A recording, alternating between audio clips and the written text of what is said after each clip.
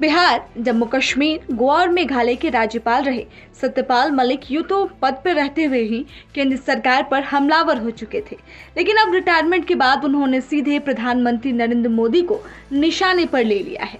जम्मू कश्मीर के केंद्र शासित प्रदेश बनने से पहले यहाँ के आखिरी राज्यपाल रहे सत्यपाल मलिक ने अपने एक इंटरव्यू में प्रधानमंत्री नरेंद्र मोदी पर निशाना साधा है। द वायर के वरिष्ठ पत्रकार करण थापर को दिए इंटरव्यू में सत्यपाल मलिक ने दावा किया है कि पुलवामा हमले के दौरान सीआरपीएफ ने गृह मंत्रालय से विमान मांगे थे जो नहीं दिए गए थे।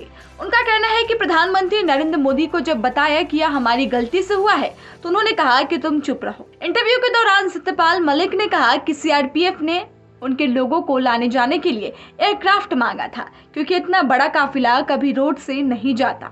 होम मिनिस्ट्री से पूछा, उन्होंने देने से मना कर दिया। उन्होंने आगे कहा, अगर मुझसे पूछते तो मैं एयरक्राफ्ट देता, उनको कैसे भी देता। 5 एयरक्राफ्ट की जरूरत थी, सिर्फ उनको एयरक्राफ्ट नहीं दिया गया। वह उन्होंने कहा जब ये बात प्रधानमंत्री को बताई गई कि ये हमारी गलती से हुआ है, अगर हम एयरक्राफ्ट दे देते तो ये नहीं होता, तो उन्होंने मुझे कहा कि तुम अभी चुप रहो। मलिक ने यह भी सनसनीखेज दावा भी किया है कि फरवरी 2019 में पुलवामा में जो आतंकी हमला हुआ था उसमें केंद्रीय गृह मंत्रालय की बहुत बड़ी गलती थी। सत्यपाल मलिक इस हमले के दौरान जम्मू कश्मीर के ही राज्यपाल थे।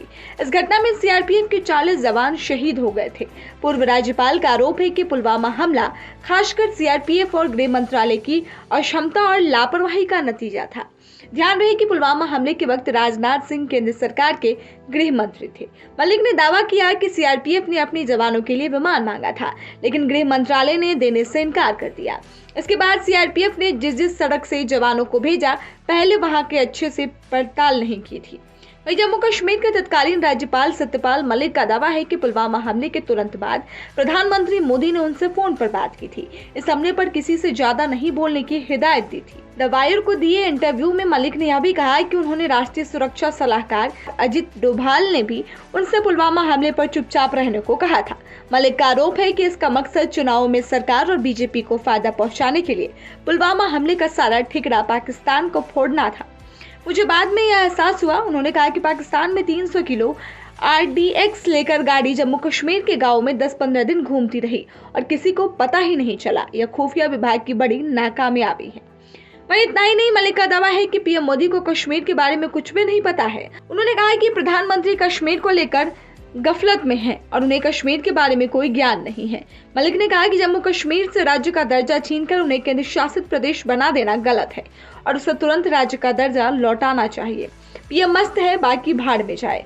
उन्होंने दावा किया है कि अगस्त 2020 में उन्हें गोवा से हटाकर मेघालय भेजा ही इसलिए गया था क्योंकि उन्होंने पीएम मोदी को भ्रष्टाचार के कई मामलों को प्रदेश सरकार की तरफ से नजरअंदाज किए जाने की बात बताई थी।